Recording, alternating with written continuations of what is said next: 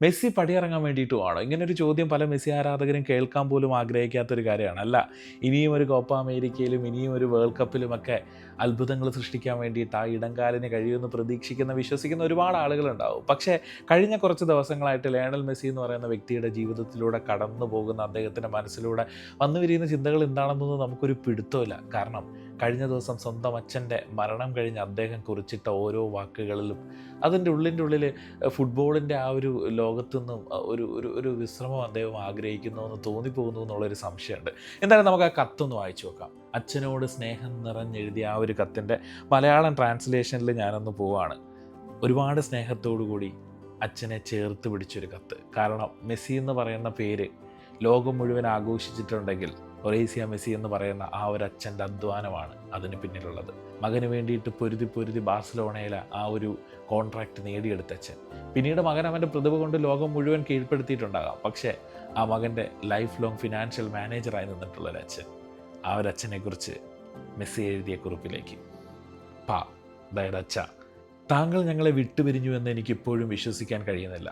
എനിക്ക് താങ്കളെ ഇനി കാണാൻ കഴിയില്ലെന്നോ, നമ്മളിനി സംസാരിക്കില്ലെന്നോ ഓർക്കാൻ പോലും എനിക്ക് പ്രയാസമാണ്. താങ്കൾ ഒരുപാട് വേദന അനുഭവിച്ചിരുന്നുവെന്നും അതുകൊണ്ട് തന്നെ ഈ വേർപാട് ഒരു മോചനമാണെന്നും എനിക്കറിയാം. എങ്കിലും താങ്കൾ വളരെ നേരത്തെയാണ് പോയത്. നമുക്കൊന്നിച്ച് ഒരുപാട് കാര്യങ്ങൾ ഇനിയും ആസ്വദിക്കാനുണ്ടായിരുന്നു. കഴിഞ്ഞ ലോകകപ്പിൽ ഞാൻ കളിക്കണമെന്ന് താങ്കൾ അത്രയധികം ആഗ്രഹിച്ചിരുന്നു. എന്നാൽ അത് തുടങ്ങുന്നതിനും ദിവസങ്ങൾക്ക് മുൻപ് നിങ്ങളുടെ ആരോഗ്യനില കൂടുതൽ വഷളായി. ഒരു ടൂർണമെൻറ്റിൽ താങ്കൾ എന്നോടൊപ്പം ഉണ്ടാകാത്തത് ഇതാദ്യമാണ്. ഓരോ മത്സരം കഴിയുമ്പോഴും നിങ്ങളുടെ സന്ദേശത്തിനായി ഞാൻ കാത്തിരിക്കുകയും അതൊരുപാട് മിസ് ചെയ്യുകയും ചെയ്യാറുണ്ടായിരുന്നു. സാഹചര്യം വളരെ മോശമാണെന്ന് അപ്പോഴാണ് ഞാൻ തിരിച്ചറിഞ്ഞത്. എങ്കിലും ഈ കളിയിൽ എത്രത്തോളം മുന്നോട്ട് പോകുന്നുവോ അത്രയും സമയം നിങ്ങൾക്ക് മത്സരം കാണാൻ ലഭിക്കുമെന്ന് ഞാൻ കരുതി. നമ്മൾ ഫൈനലിലെത്തിയെങ്കിലും താങ്കൾക്ക് അവിടെ ഉണ്ടാകാൻ കഴിഞ്ഞില്ല. ഞാൻ തിരിച്ചെത്തിയപ്പോൾ പെനാൽറ്റി ഷൂട്ടൗട്ടിൽ നമ്മൾ ഫൈനൽ തോറ്റു എന്നാണ് താങ്കൾ കരുതിയത്. നമുക്ക് സംഭവിച്ച ഒന്നിനെക്കുറിച്ചും സംസാരിക്കാൻ കഴിഞ്ഞില്ല. താങ്കൾക്കൊന്നും ആസ്വദിക്കാൻ കഴിഞ്ഞില്ല. താങ്കളില്ലാതെ ഞാനിനി എന്താണ് ചെയ്യേണ്ടതെന്ന് എനിക്കറിയില്ല. എങ്ങനെ മുന്നോട്ട് പോകണമെന്നും അറിയില്ല. ഞാൻ വെറും ഒരു ഫുട്ബോൾ കളിക്കാരൻ മാത്രമായിരുന്നു. എന്നാലിപ്പോൾ ഞാനിത് ഇനിയും ഒരുപാട് കാലം തുടരുമോ എന്ന കാര്യത്തിൽ എനിക്ക് സംശയമുണ്ട്. തുടക്കം മുതൽ താങ്കൾ എൻ്റെ അരികിലുണ്ടായിരുന്നു. അവസാനത്തിലേക്ക് വളരെ കുറച്ചു ദൂരം മാത്രമേ ബാക്കിയുണ്ടായിരുന്നുള്ളൂ. എന്തുകൊണ്ടാണ് താങ്കൾ കുറച്ചുകൂടി കാത്തിരിക്കാൻ കഴിയാതിരുന്നത്? എങ്കിൽ നമുക്കൊരുമിച്ച് ആ ഫിനിഷിംഗ് ലൈനിലേക്ക് എത്താമായിരുന്നില്ലേ? താങ്കൾ എനിക്ക് അച്ഛനും സുഹൃത്തുമൊക്കെ ആയിരുന്നു. ഓരോ നിമിഷത്തിലും താങ്കൾ എനിക്ക് എന്തായിരിക്കണമോ അങ്ങനെ തന്നെയായിരുന്നു. ഒന്നിനും താങ്കൾക്ക് തെറ്റുപറ്റിയിട്ടില്ല. ചില കുറ്റപ്പെടുത്തലുകൾക്കോ വഴക്കുകൾക്കോ അപ്പുറം താങ്കൾ പറഞ്ഞതായിരുന്നു എപ്പോഴും ശരി. ഒടുവിൽ കാര്യങ്ങളെല്ലാം താങ്കൾ പറഞ്ഞതുപോലെ തന്നെയാണ് സംഭവിച്ചത്.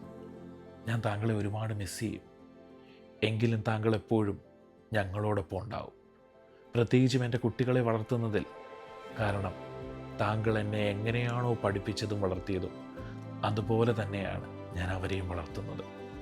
സമാധാനമായി വിശ്രമിക്കൂ. ഇവിടെ ചെയ്തതുപോലെ മുകളിൽ നിന്നും ഞങ്ങളെ കാത്തു സംരക്ഷിക്കൂ. എല്ലാത്തിനും നന്ദി. ഐ ലവ് യു പാ. ഒരു മകന് ഒരച്ഛന് കൊടുക്കാവുന്ന ഏറ്റവും മനോഹരമായൊരു കുറിപ്പല്ലേ?